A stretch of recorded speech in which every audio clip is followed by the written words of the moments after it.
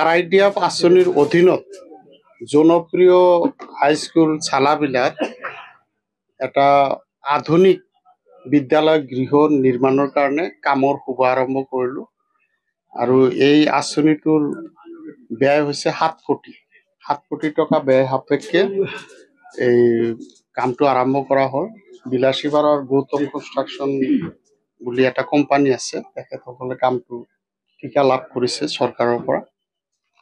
কামটো ভালে ভালে হওক তাৰ কাৰণে মানে আমি আশাবাদী আৰু এতটো অঞ্চলৰ ৰাইজ খুবেই উৎফুল্লিত যে আমাৰ এই অঞ্চলৰ হাইস্কুলত 7 কোটি টকাৰ অনুদান লাভ কৰিবলৈ সামৰ্থ্য হৈছে।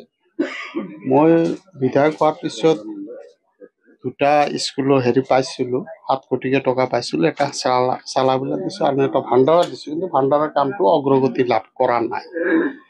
ইন দি মিন টাইম আৰু এটা কাম আহিছে, সেইটো খালি এফালে দিলেতো নহয়, বেলেগ এটা ফালে দিয়া হৈছে। এইটো নামটো মই এতিয়া নকওঁ দিয়ক।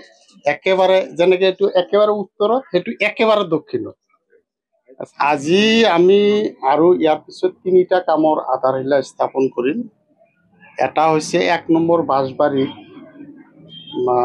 ইমান ডাঙৰ আঁচনি নহয়, সৰু আঁচনি। এটা ৰাস্তাৰ কামৰ চেণ্ড কেবলিঙৰ কামৰ মানে আৰ্ট ফিলিং কৰি চেণ্ড কেবলিং কৰা হ'ব।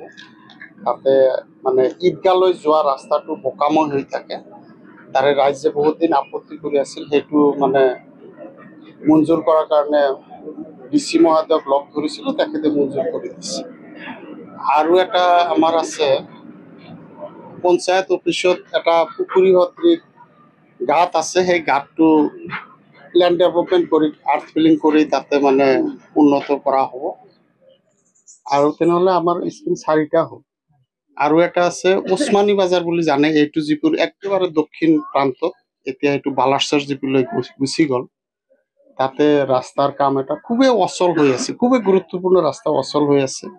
তাতেও আমি কাম আজি শুভাৰম্ভ কৰিম।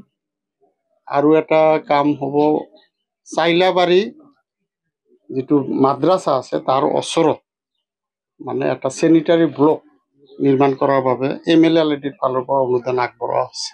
নম্বৰ তাৰিখে আমি অভয়াপুৰী উত্তৰ সমষ্টিৰ অন্তৰ্গত বাঁশবাৰী চালাবিলা আৰু এতিয়া বৰ্তমান জপিয়া জিপিৰ অন্তৰ্ভুক্ত চাইলাবাৰী 6টাকে কামৰ আঁচনিৰ কামৰ শুভ আৰম্ভ কৰিলোঁ।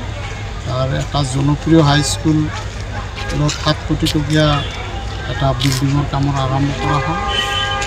আৰু বাঁশবাৰী চালাবিলা জিপিতে এটা লেণ্ড ডেভেলপমেণ্টৰ কাম, মানে এটা পুখুৰী সদৃশ ঠাইত মাটি ক্লিয়াৰ কৰি সমান কৰাৰ কাৰণে 5 লাখ টকাৰ এটা আঁচনি।